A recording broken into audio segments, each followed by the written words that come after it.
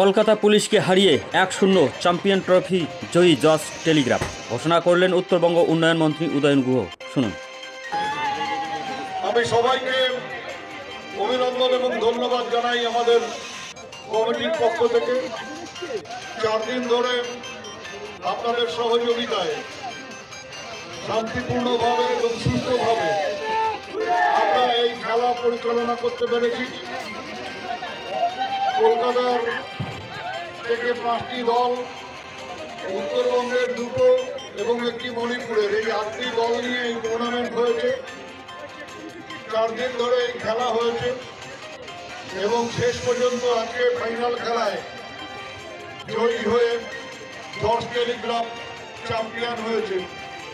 2টো দলই ধারাবাহিকভাবে ভালো খেলে ফাইনালে ওঠে এবং জজ টেলিগ্রাফ চ্যাম্পিয়ন হয়। আমরা 2টো দলকেই অভিনন্দন জানাচ্ছি। যারা রানার্স আপ হয়েছে কলকাতা পুলিশ এবং চ্যাম্পিয়ন জজ টেলিগ্রাফের খেলোয়াড়দের আমরা কমিটির পক্ষ থেকে অভিনন্দন জানাই। দর্শকদের এবং রেফারিরা খেলা পরিচালনা করেছেন দারুণ মনসিয়ানার সাথে, আর দর্শকরা সহযোগিতা করেছেন সবার সাথে।